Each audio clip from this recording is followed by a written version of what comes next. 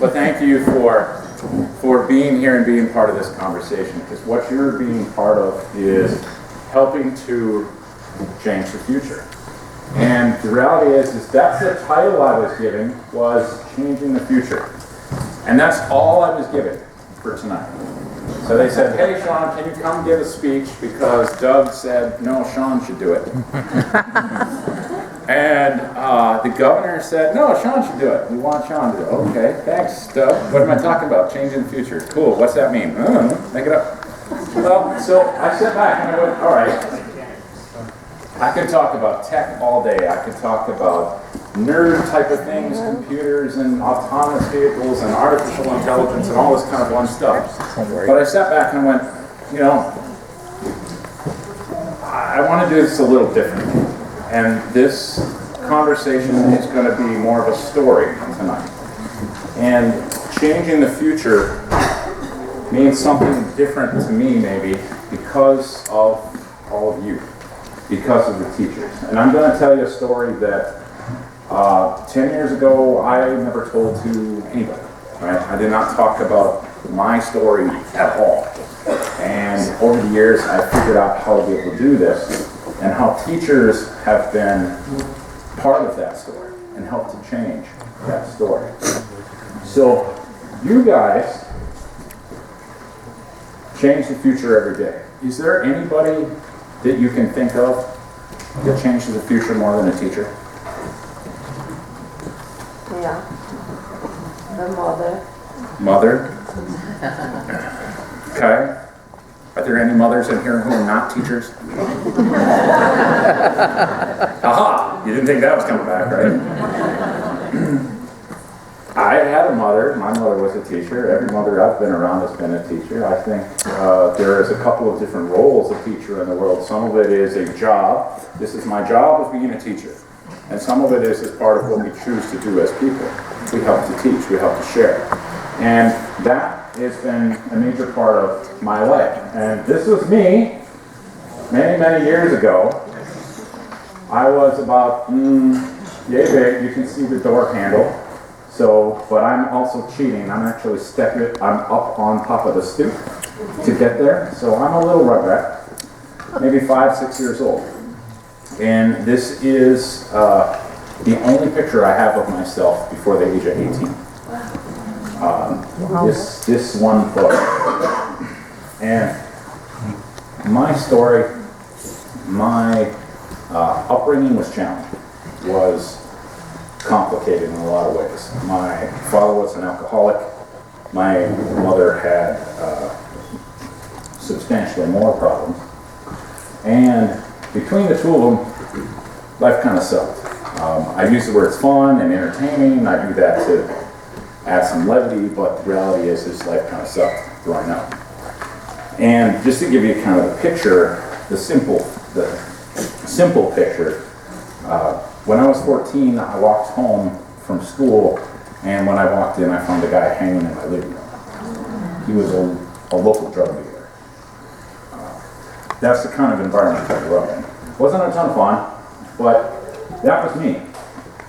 And by all rights, today, I shouldn't be standing here, right? Given the situation I had, given how I grew up, we were a poor family with divorced, drugs, alcohol, abuse, the whole mess, the statistical likelihood, you add on the fact that I'm left-handed, and an IT guy, and I'm like 171% likely I should have been in jail, right? But actually statistically, I'm 97% likely I would have been repeating this cycle. 97% in America today that I would have been repeating that cycle based on all the conditions of my family. So why am I standing here today? So I know a lot of you guys know me. I didn't introduce myself really. I'm going to do something I almost never do, which is give you a whole list of credentials. Right? The person I like to introduce myself as is Shawn Riley. I like to introduce myself as the IT guy. You go online, you search for IT guy or crazy CIO, either of those, you'll find me. But here's some credentials. I started a company when I was 16 years old. I sold it to Charter Communications when I was 19.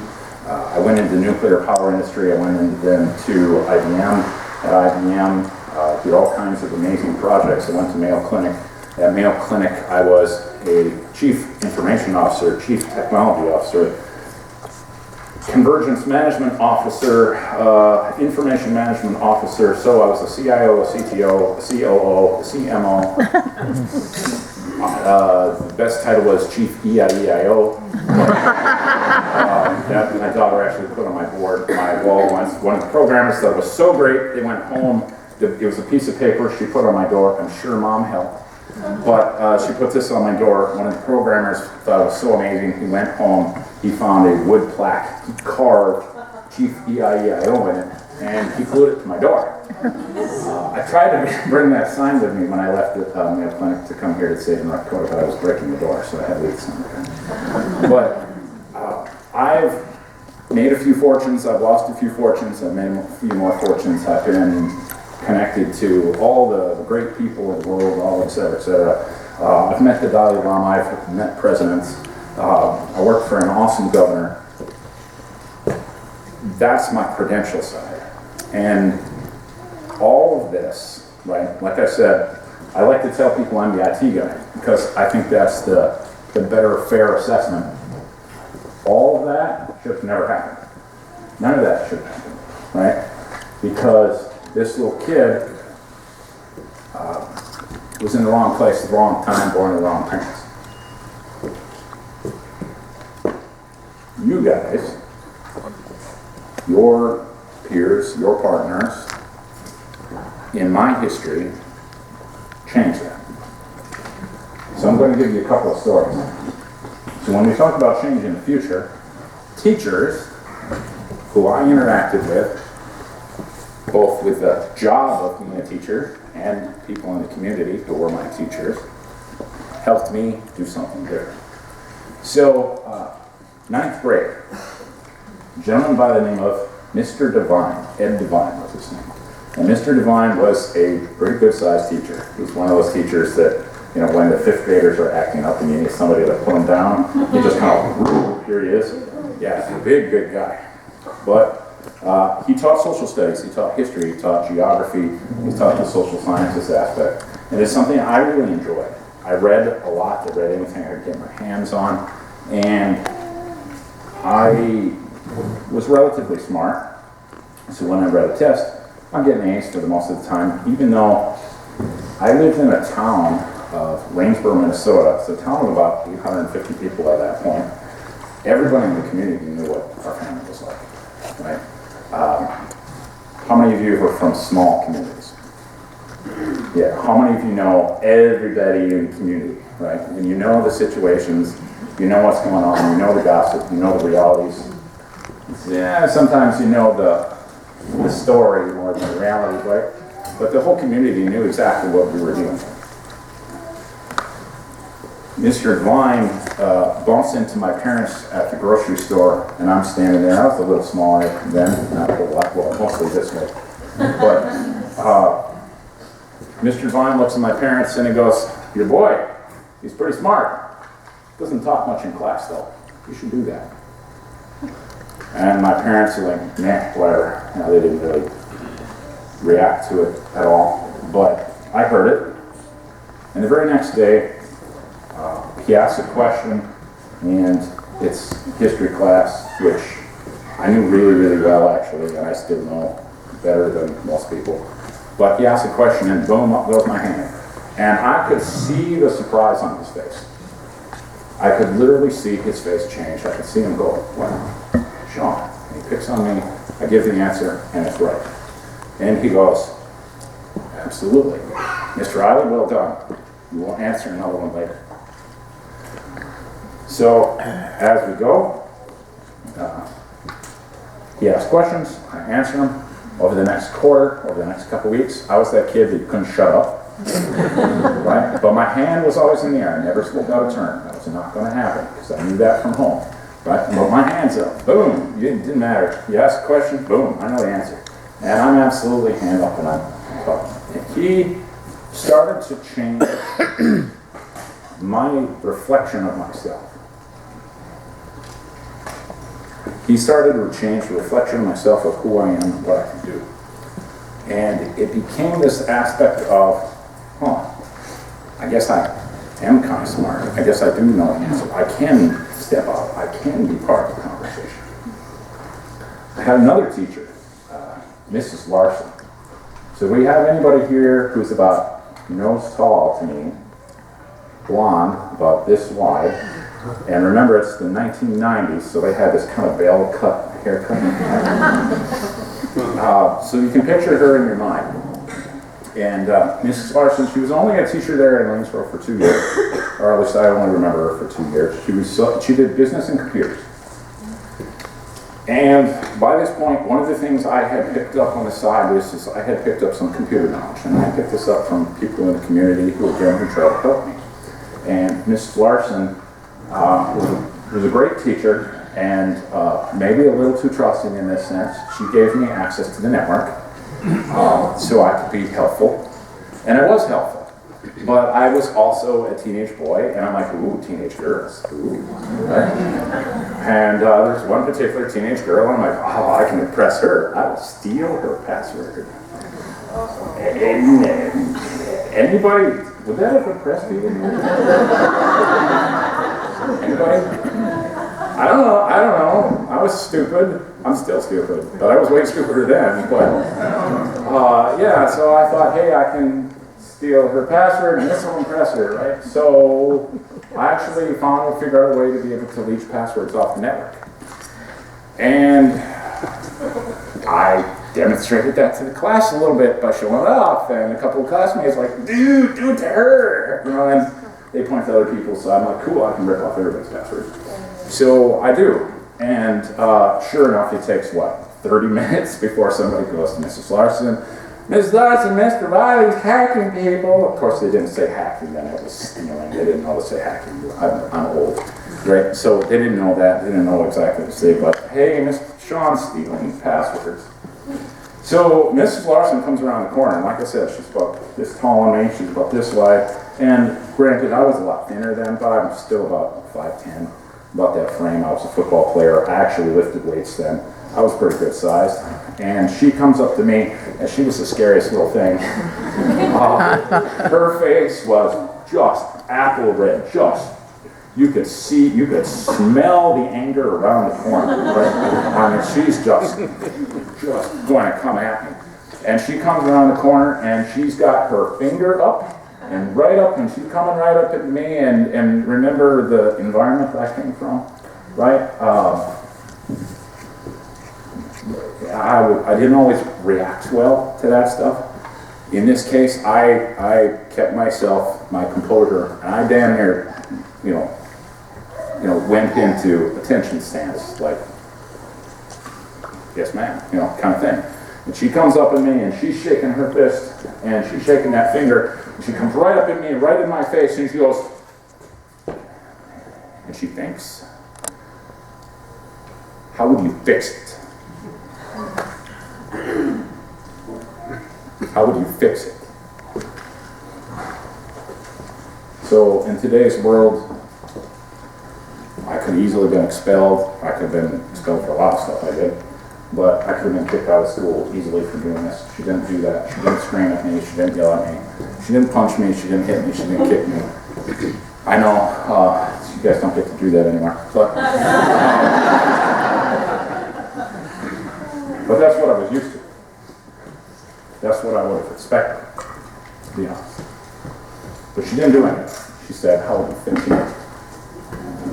And I looked at her, and I was like, well, I suppose I could rewrite this script and I could make this happen so that nobody can actually do what I just did. Just good, do it. Show it to me. And I did. And I rewrote, at that time, Novell NetWare 3. You guys have a word? Yeah. So I did some recoding in Novell NetWare to be able to rebatch the thing so that nobody could leach the passwords the way I was doing it. And she gave me this opportunity. This continued over and over for me, right? Teachers who had every opportunity to believe I was a kid of bad parents. I was a kid of the town drunk. I was a kid of the folks who did really naughty things. They could have thought that of me at any given time, and they said, oh, that's just that little Riley kid, screw him. But they didn't. There were some who did, but it was rare. Most of those teachers gave me a chance. They gave me an opportunity. They gave me the ability to think about different things different ways.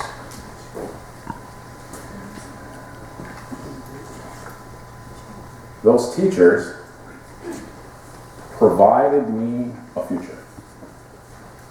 And when I talk about changing the future, it came from the people who wanted to help us learn. Right? It came from the heart for the ability to help grow.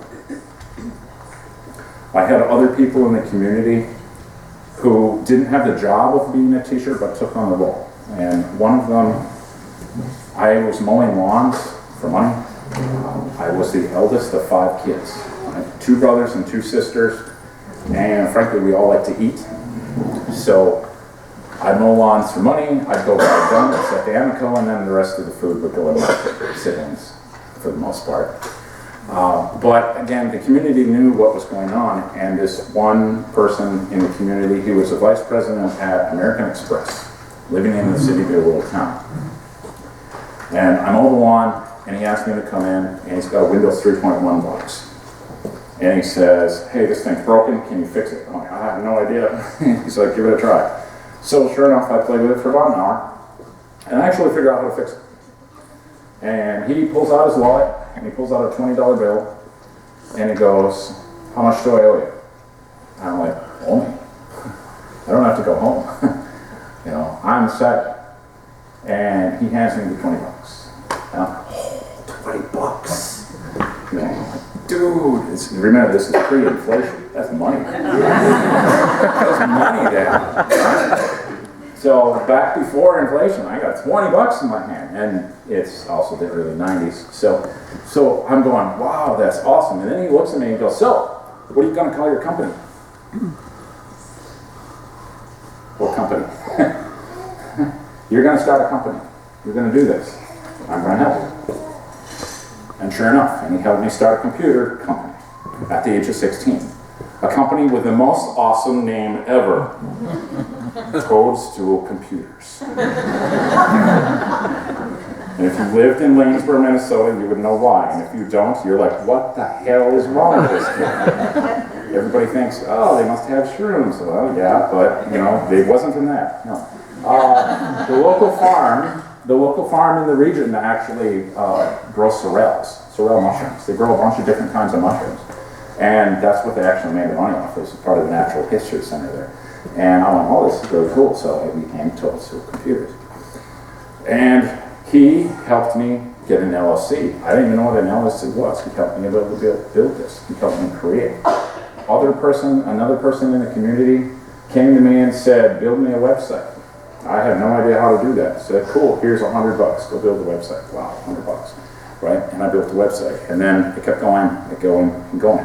And 3 years later, I sold my company to Charter Communications. All of that was possible because of people like you. Because you are helping to change the future. These photos, yes, they're black and white because I am old. I'm not quite that old. I don't think I am. These are actual photos of the actual teachers who helped me. Mr. Devine, right here. Mr. Christensen, the opposite side. Mrs. Post, Mr. Hatley, Mrs. Larson. You can't tell she's blonde in this picture at all, can you? She's blonde. I totally remember that. And if I'm wrong, I don't care. I'm still remembering. I remember her being blonde. But these were the teachers. And I graduated in 1997, so I'm not super old, but apparently you didn't have color yet. But these guys. Now, the one teacher down here, who you can just see his head, unfortunately, but this is Mr. Albright. Mr. Albright will ultimately take over the technology for the entire school, and he comes to me and he says, can you run the computer labs for me? So by the time I leave high school, graduate high school, I'm running actually all of the labs for the entire district. Right? So here I am, a high school student, just having fun, running at that time Windows NT finally. Yay! I'll pass that there. Right? Running better stuff. Windows 95 with Windshield, things like that, if any of you guys remember that. But he put the faith in me to be able to run the entire environment. This is after I hacked the computers. Right? But he put the faith in me to say, hey, you actually know how to do this. This to me is changing the future. This is how this goes. Now, the future, we all want to believe it's this. I want to believe it's this, right? I want to believe that we get to fly in the Enterprise and go from planet to planet and do cool things and meet aliens and have a TV show every Thursday. It'd be awesome. But the reality is that the real future that we have is a little more conventional today, and we're not quite there yet, but we are building this future. And that future is being built with the students across all the different systems in the state of North Dakota, where it be space agriculture, UAS, artificial intelligence, polytechnics, right? All of these awesome things that we're doing that are changing their future. These two little girls here in the state of North Dakota, these two little girls at the time are in 2nd grade. They're in Liberty Elementary, just over there, right? Anybody teach at Liberty Elementary? Good. Okay. But just over that way, a few miles to our north. These two girls, I get an invitation to their classroom from their teacher. Okay? I show up one day, like, cool, I want to go see the kids. I like helping kids. I've spent my life now since what I came out of learning how to refocus myself, right? So instead of trying to conquer the world and make billions of dollars, instead I want to figure out how I can help the world. So I go, hey, cool, I want to come in here, and these kids invite me. And I walk in this classroom, and I just open the door, walk in, and the little girl on the left here, this little girl on the left, you can see her sign, runs down, and she goes, stop! Don't move! Jeez, that's a scary little kid.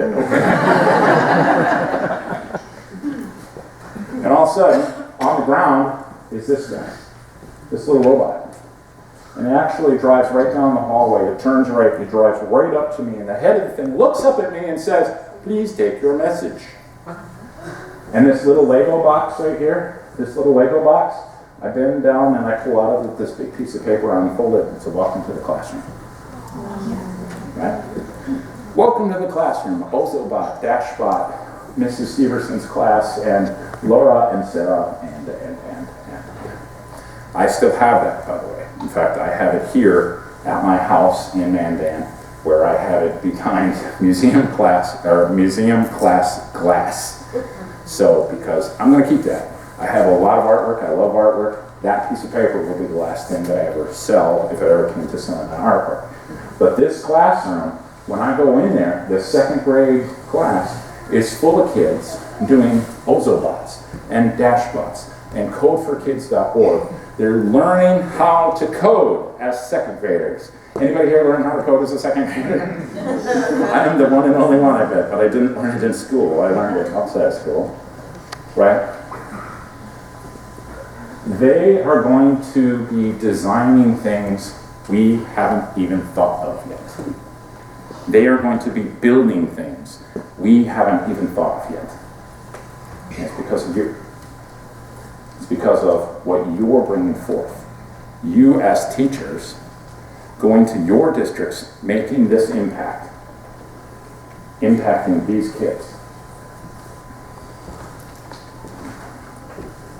This was another one of the girls in that classroom. And in that classroom, I saw myself a little bit. A hunger for knowledge, a thought of, hey, what can we do here? This girl, she talked to me for what, an hour and a half? Just proud as can be, right? Her little robots told me all about this. So I'm colorblind. To add to all my other problems. But I'm colorblind, so I can't actually tell you what any of this stuff is, but she went through this whole thing. She goes, look, I can make a black line here, I can make a blue line here, I can add a different color here. The little robot goes left, it goes right, it follows the thing, it blinks 3 times, it backs up, it does all this stuff. She's figuring this out from a logic standpoint. I'm like, cool. How are you going to use this? What are you going to do with it? Well, we're going to do the same thing with the bigger blue robot that was in the last picture. With this one right here, we're going to do the same thing with this one. We're going to tie a pizza box behind it. We're going to make it go down to the library and pick up our books for us, because that's a long way. I mean, it was a ton of fun. We had this conversation and we walked through this, and I looked at this classroom and all of these different kids in here, and I said, wow, it could have changed my life too. And it did. Right? A handful of teachers stepping forward, doing something, changed my life. I could have been that kid in prison. I should have been that kid in prison. I should have followed the same way as my parents, but I didn't. And it's because of people of the community, it's because of the teachers that I had in my classroom. And you guys help us build the future.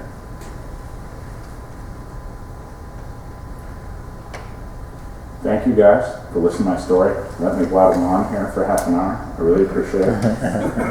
I hope that you get something out of these 3 days here at Ignite. I hope that you can take something back to your districts, something back to the parents, back to the kids, back to everybody, and tell them that they can make a difference too. Anybody from Alexander still here with the robot team that was here yesterday?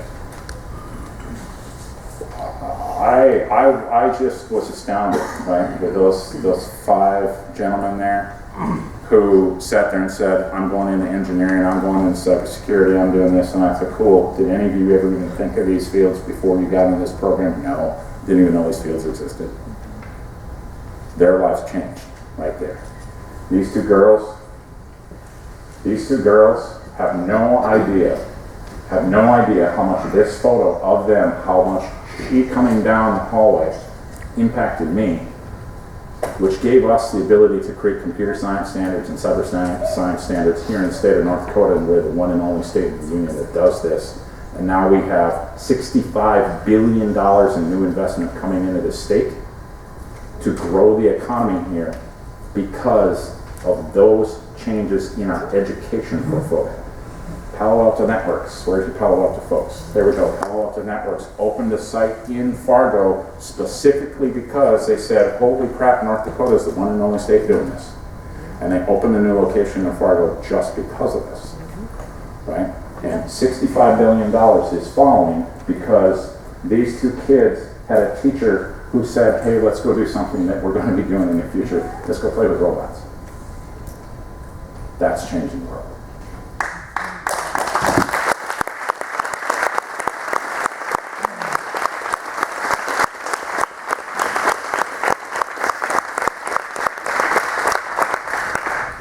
So thank you guys, and I'll still be around tonight, tomorrow, if anybody wants to chat over anything, but please go home, tell your folks, tell the parents, tell the kids, tell your districts.